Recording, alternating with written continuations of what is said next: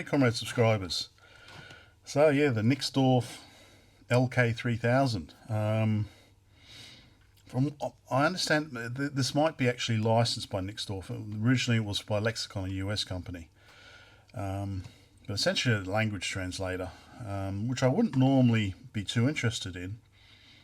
But they come with cartridges. So different sort of cartridges. So I've got a whole bunch of different languages.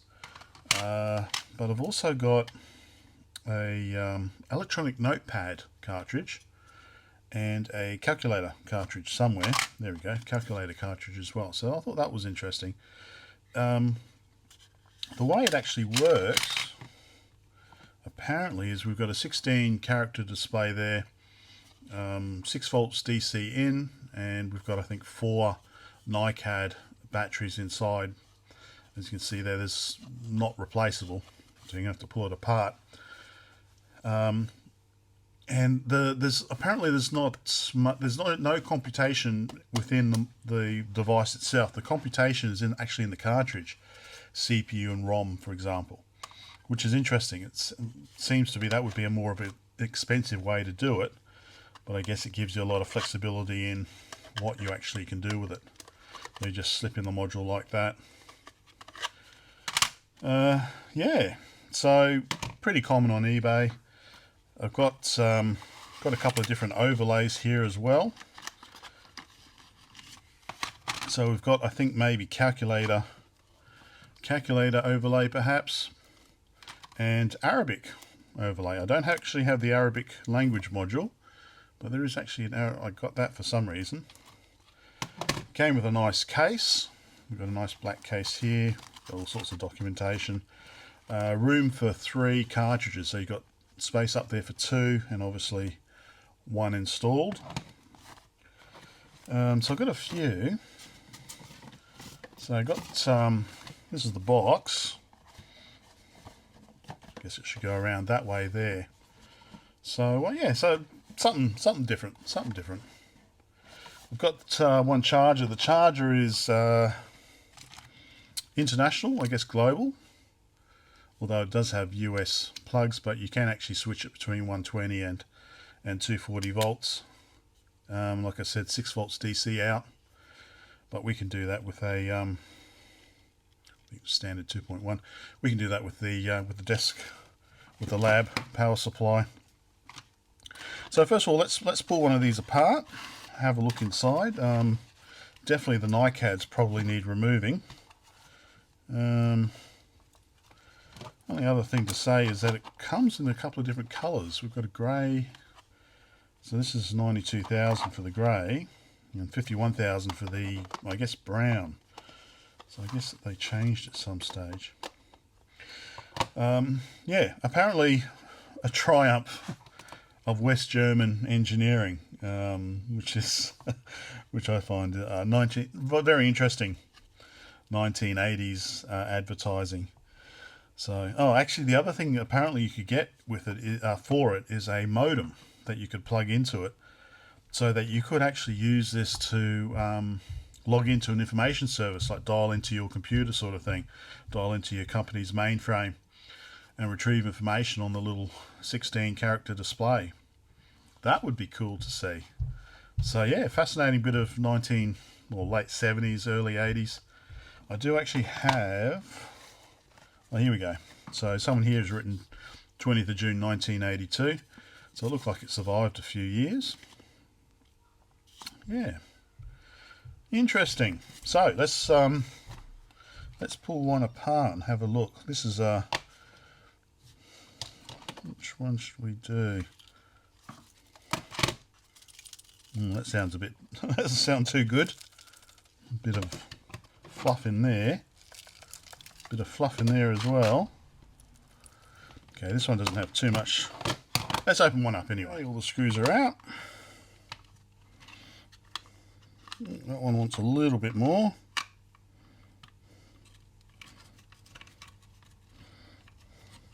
Well, it looks of it. Okay. Not too bad actually. So obviously what you'd expect on the NiCads. Bit of, oh, okay. double-sided foam tape there, but only one side, so a bit of cushioning there. But obviously, I guess they're glued in or something like that. Can we get them out? How are they connected? Okay.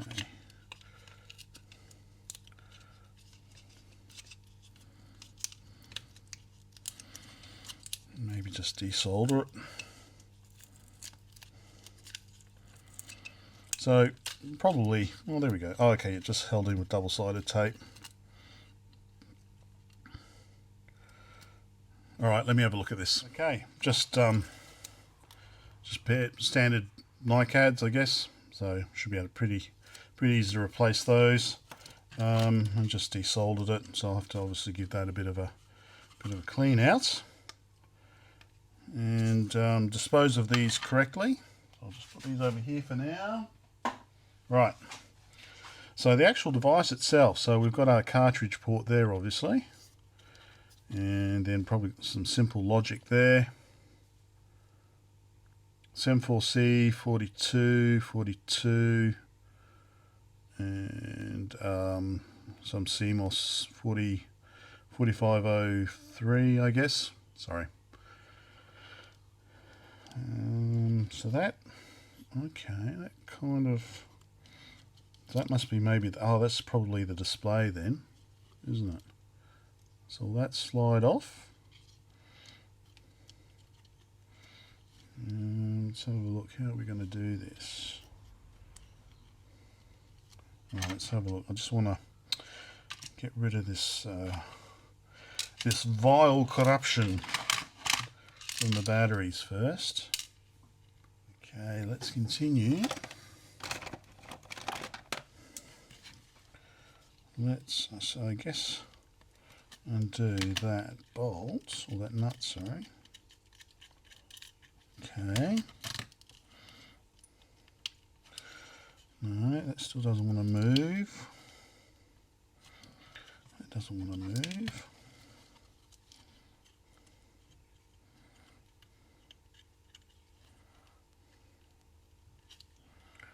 Something. Oh, okay. So we've got some plastic melted there. Yep, so that's, if you just want to break that, I guess, just a little bit of melted plastic there. And just pop that up and over. Yep, that's coming up a little bit. Yep, there we go.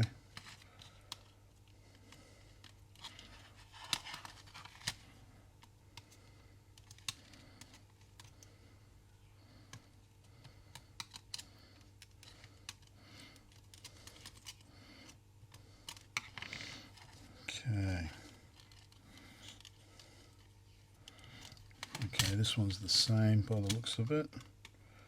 A little bit of melted plastic. Yep. Okay, so that's soldered into that board there.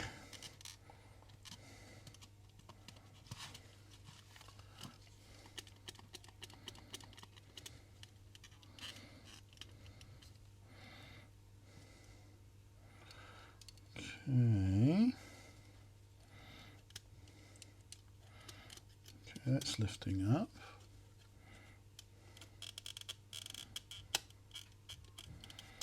Okay, let me fiddle a bit more. A few more little.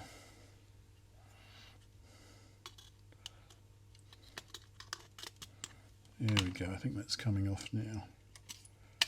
There we go. Now for that there.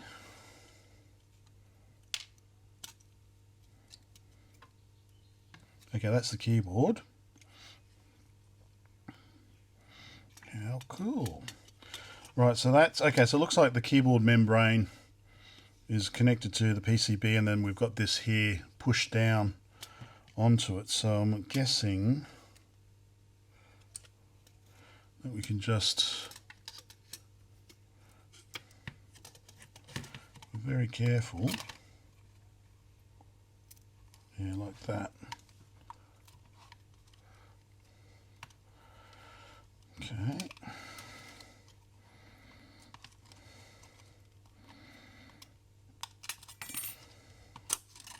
Okay, there we go. So that's essentially it. LM340T, oh, 7805. So we've got a linear regulator there. Let's replace that with a modern switching one. So obviously, yeah, we've got 6 volts coming in here. I guess step down to 5 volts. We've got the 16 character display there. How cool is that? Okay, that's the actual power from the batteries. I don't know if we can actually, can we power it on? Let's have a look, see if we can power it on. All right, let me set this up a little bit. And it is center positive. So I'm guessing that should be okay. 6 volts, power on. No idea if it's going to do. Oh, of course, it's not going to do anything. It's not going to do anything if there's no cartridge installed. So it's hardly drawing anything at the moment.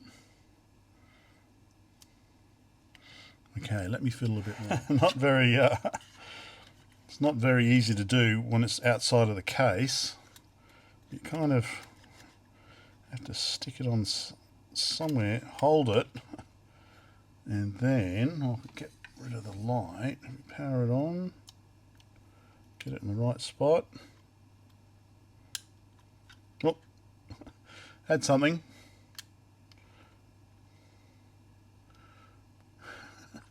Now, I think it might be easy just to stick it in. Let's just stick it in one of these ones. Okay, power that off.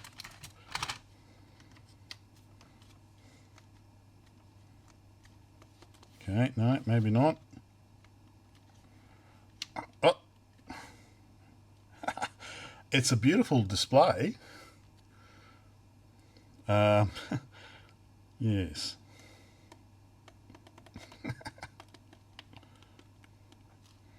Maybe that doesn't work, that one.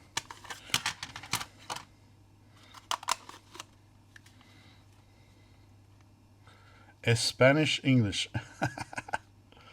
Spanish English. Oh, it's a beautiful, beautiful display, I have to say. Very dodgy, obviously, because, well, the batteries, God knows what state the batteries are. Although if I hold it right there, like that, no idea what I'm supposed to do now.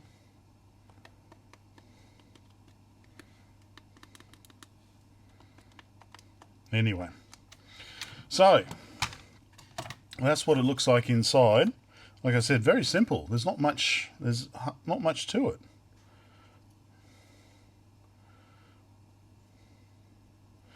Okay, so I definitely should be able to update that. Now, let's have a look inside a cartridge. Now, what's hopefully, I'm hoping. That one's got a little crack in it. But I'm hoping that there should be, because I can't feel any screws. There's no obvious screws. So there is a seal. Well, there is a gap. Alright. Okay. A bit down the bottom here.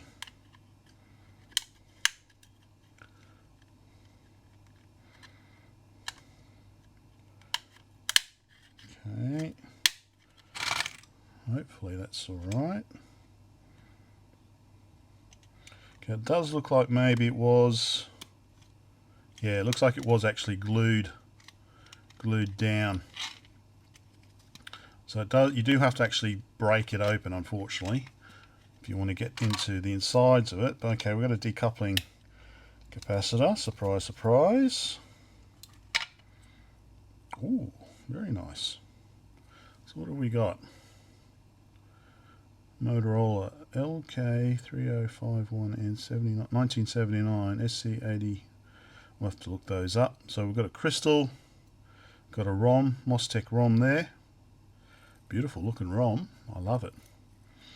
We've got a crystal there and a decoupling capacitor. So that's essentially it. How cool. So it goes in that way. So unfortunately I'm going to have to, I think each one's going to be different. So that was the Spanish module. Of course you can just glue it back together. Why don't we have a look at something interesting? What about I want to have a look at here we go, this programmable module, electronic notepad. What's in that? Okay, so we've just got the corner there. Ones in the corner seem to come up pretty easily.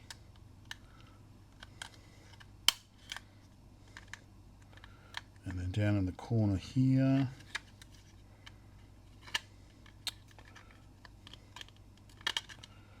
Come on.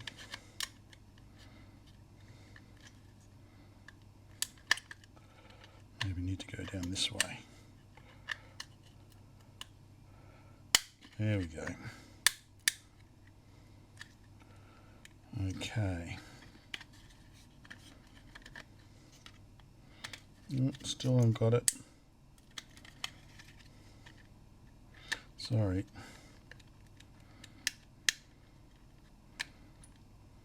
There we go. Okay. Oh.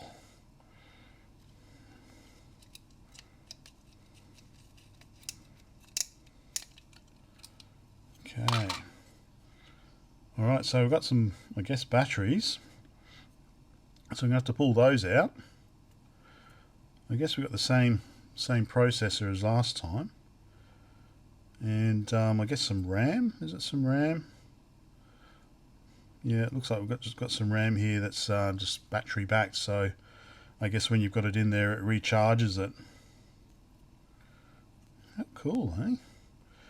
So how am I going to fix this? I can obviously desolder these batteries and put something new in. Oh, I love it. It's cool.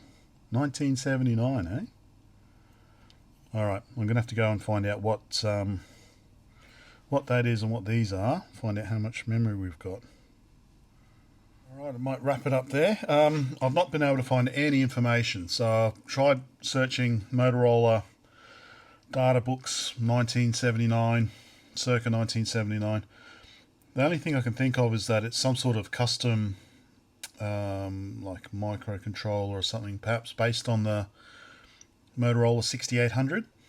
So it's got some ROM, and then obviously, so what we've got on here, so Motorola SC80293P, then we've got a date stamp, so 8005, and then we've got LK-3000, which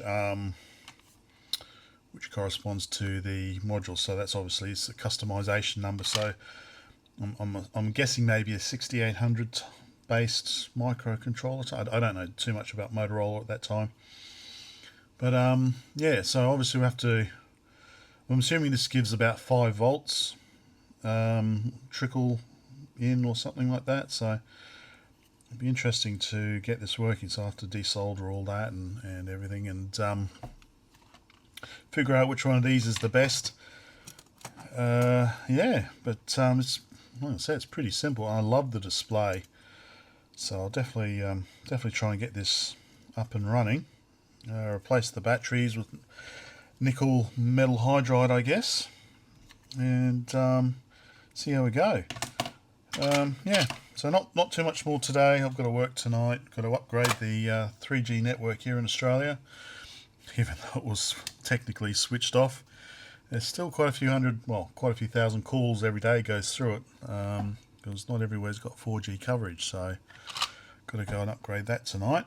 So starting at midnight, I better have a break. Bye for now.